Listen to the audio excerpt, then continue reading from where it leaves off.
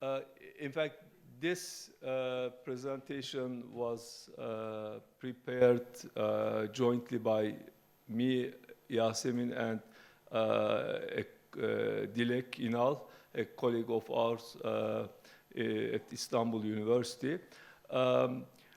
In fact, we tried to summarize and reflect upon the results we obtained from a series of symposia which were conducted last year.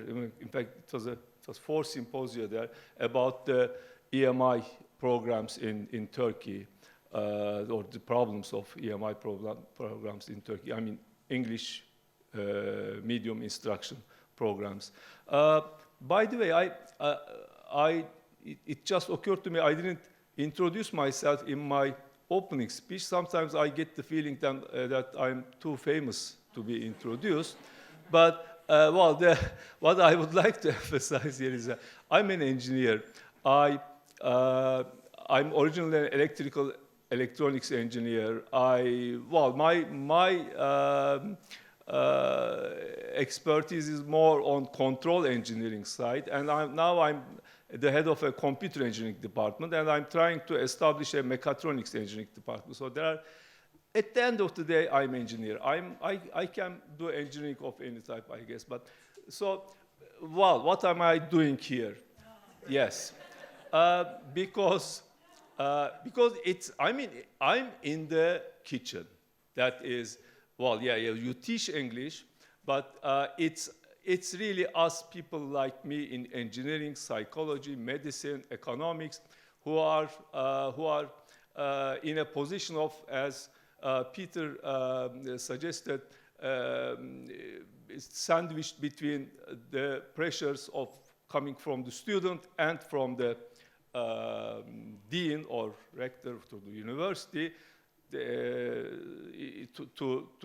balance the needs of both sides, not only as far as content, but as also the language of the instruction is concerned. So, having in mind, well, let me start first of all. I mean, since we are now talking about Turkey, it's a country in expanding circle, as I found out from Yasemin's talk. So, I mean, really, Turkey is a country where you can pertain quite a power to English. Not only if your job or if your relations are international, but also in intranational aspects or issues, English proves to be an advantage for people, especially in domains of trade, tourism, and education, right? So if I mean, maybe also in other domains, but if you are dealing with any one of them, if you are a teacher or if you are in a tourism business or a trade, well, I mean, that doesn't go without an English, really. And in fact, it's now become the primary foreign language at all levels of institutional education. So, I mean, since maybe 2 decades, the education of English expanded, well, quite a lot quantitatively.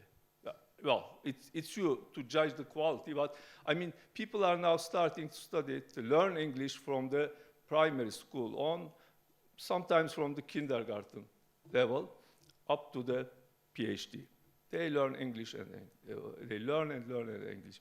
That's all from a personal perspective, but even from the institutional perspective, I mean, if you are a university decision maker, and from the university or from other education institutions' point of view, it's a must tool for internationalization, and it's really also adding to the prestige of the institution besides the people, as we said a couple of minutes ago. Now,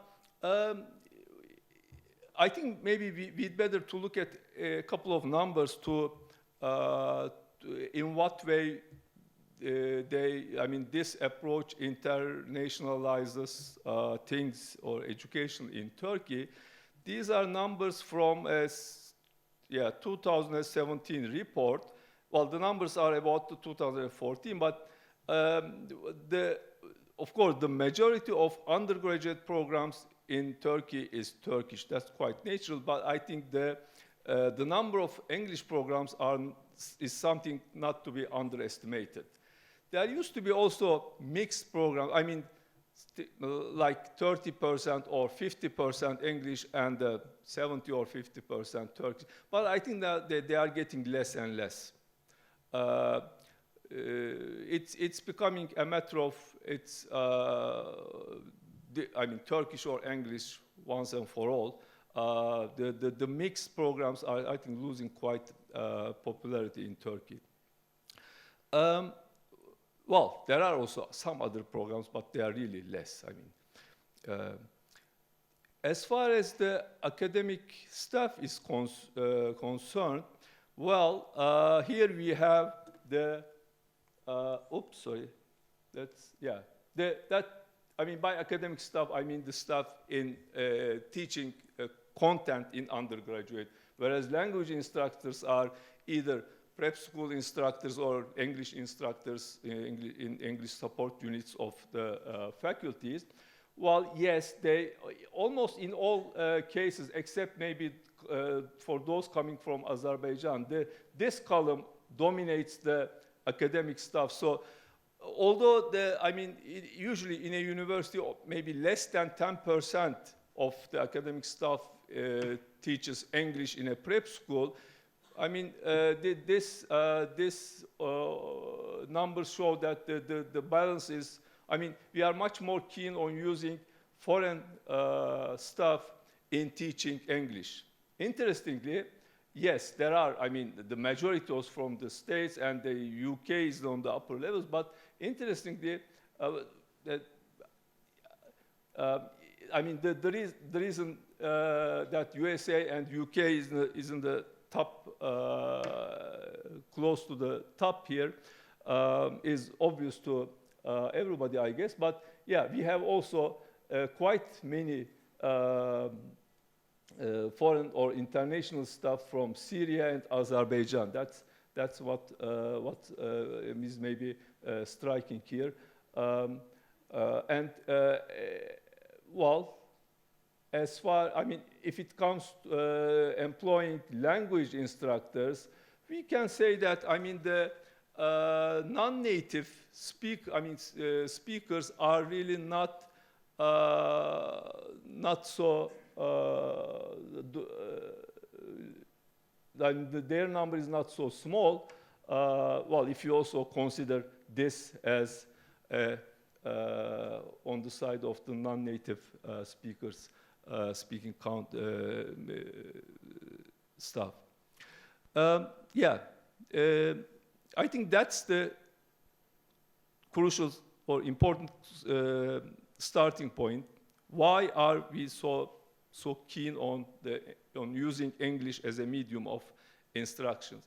Well, from the student's point of view, interestingly, we found out that it's something that consolidates English skills of the students that were acquired before the undergraduate studies. I mean, even also in this 4 symposia, we also had students among the participants, and they all pointed out that their English skills, they believe, have improved during the undergraduate, from the freshman to the senior level. Of course, the English helps the students to extend their career and job opportunities from a national setting to international one. And well, it's not only a matter of finding a job or a good career, but it's generally it's considered as part of the international identity, right? So if you speak English, you are close becoming a world citizen, maybe. But again, not only on the personal side, but on the institutional side, because that should be also considered as an important point. It's the institutions, it's the decision makers who decide for EMI. It's also noted that it contributes to the prestige of the universities. That's also, I think, typical for universities in the expanding circle as well as in Turkey. So what we did, again, once more, we had 4 workshops in 4 symposia which were conducted in Istanbul, Izmir, Cyprus, and Ankara. And we had, well, at each one of them we had about 150 maybe or so participants.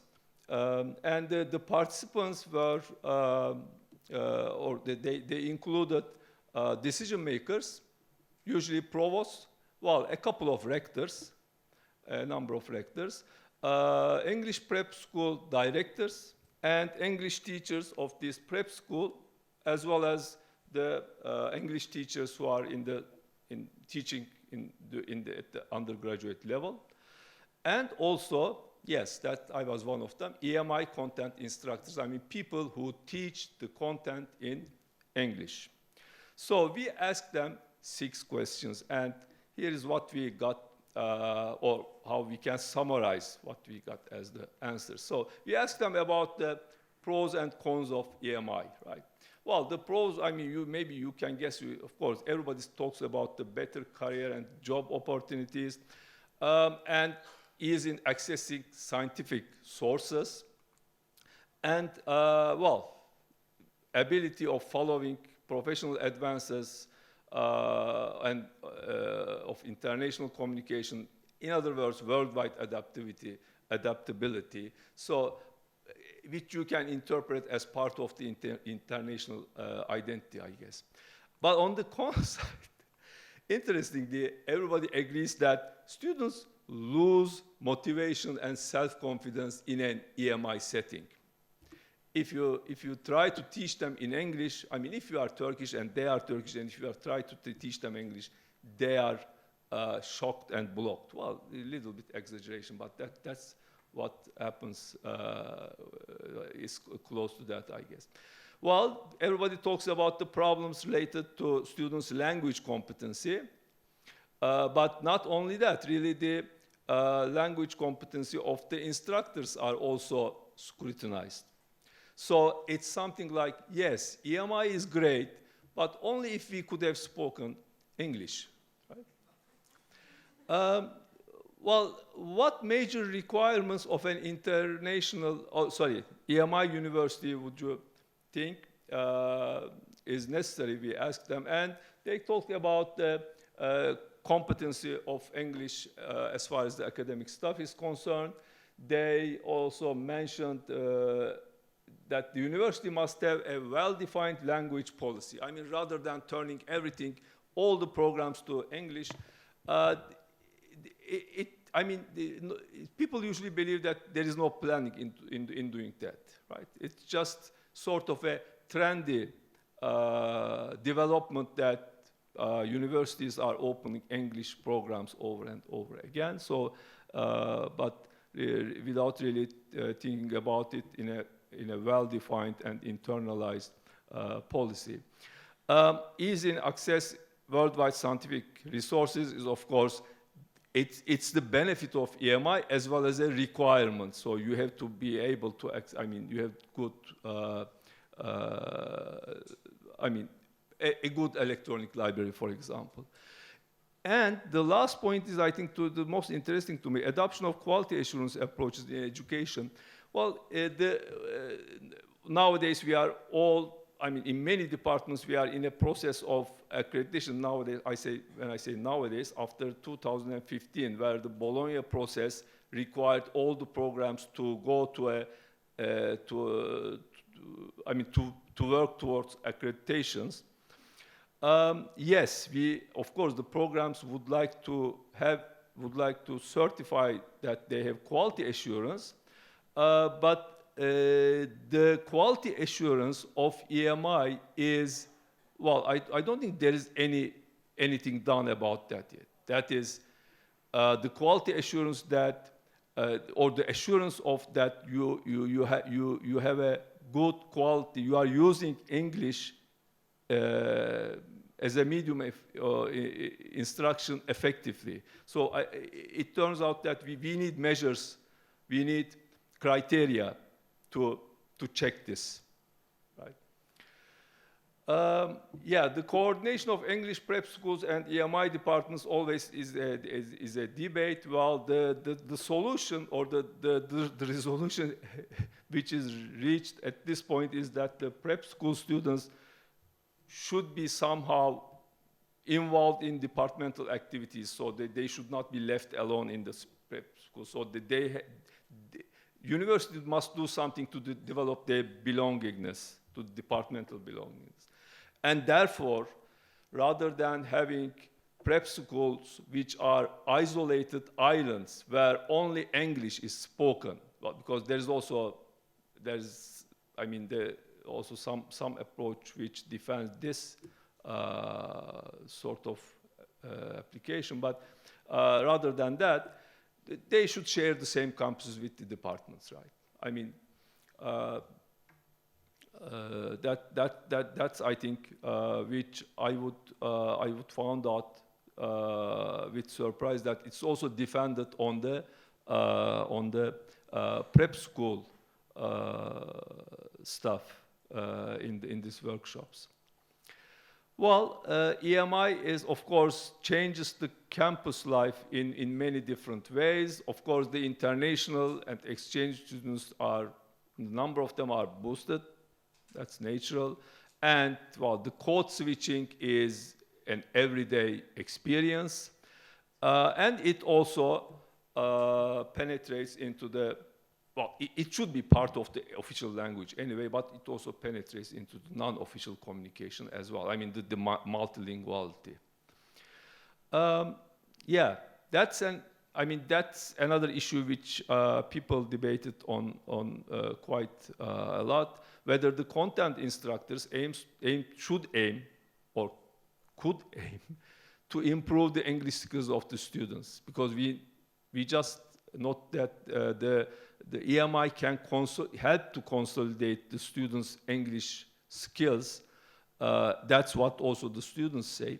But, well, the instructors are on the opposite view, that no, it's not our job. In fact, it's not our, I mean, we are not eligible, we are not trained to do that, in fact, which I also agree to. But what they can do is they may direct students to English medium learning, right? And they may create opportunities for the students to use their English skills. How they can do that is maybe the last questions, among the last questions answered. So how then should we change our pedagogical approach when we are teaching English? Well, we can use more visual teaching material. We can use more interactive methods. We can use more innovative methods like flipped classroom, blended teaching, but all of them, maybe except visual thinking. I mean, the other two items are really what maybe you should do even if you don't teach in English. I mean, these are just innovative teaching methods. Yes, they may help the problems in EMI class. Well, another suggestion was, for example, providing some terminology and keywords before the lectures.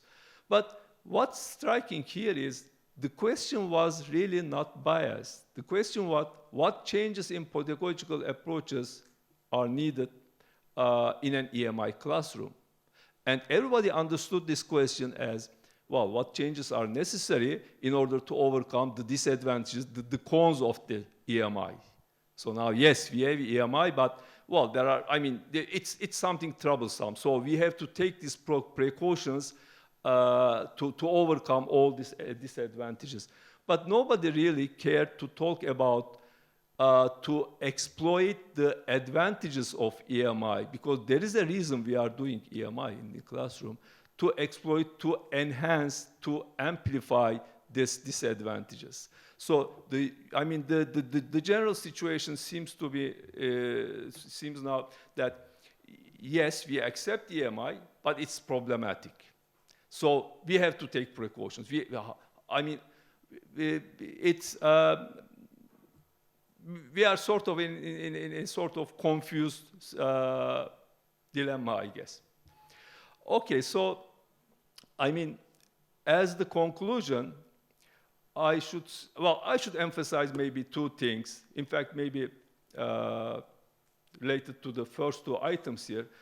Well, the contribution of whatever you call it, world English as an international language, or English as a lingua franca, to me, well, I'm not an expert to differentiate between these three terms, really, but they must be, I mean, all this must be well understood to improve an EMI class. That is, EMI is essentially a practice of ELF, right? So you are Turkish, well, in my setting. The students, most of this is, by the way, Bitter. It's an official cat of the university. I mean, yes, the instructor is Turkish, the students are Turkish. Well, majority of them. There are, of course, international students, many international students in our class, but I mean, the majority, more than 50%, I can easily say, is Turkish. And we are communicating in English. So that's ELF, and therefore even the content instructors must acquire some ELF awareness. But I think more than that, maybe the teachers who teach English for EMI purposes must be also aware of this. On the other hand, the fact that EMI is so popular needs to be reassessed. What I mean by this is the following. Yes, EMI has all these advantages. I mean, it consolidates language. It gives you using a language professionally. Yes, that's okay. But on the other hand, the question is still in the air. Do we educate better engineers, doctors, psychologists, or economists by teaching them the content in English? To me, I mean, it's not so obvious. I mean, the no or yes is not so obvious because, yes, I mean, communicating or teaching in one's own first tongue is, of course, could be much more advantageous to transmit the content. But on the other hand, there are also pedagogical advantages EMI brings to a classroom, or to a lecture, to a course, I mean, expanding your resources which you can access to teach or to learn this course, for example. So that issue is, I think, debatable. But I mean, in any case, that has to be reassessed quite carefully, so that we can establish well-defined and internalized language policies at the universities. That's all I can talk about this thing, I think. So, yeah, these are our emails. So, questions and comments are always welcomed. Okay? Thank you.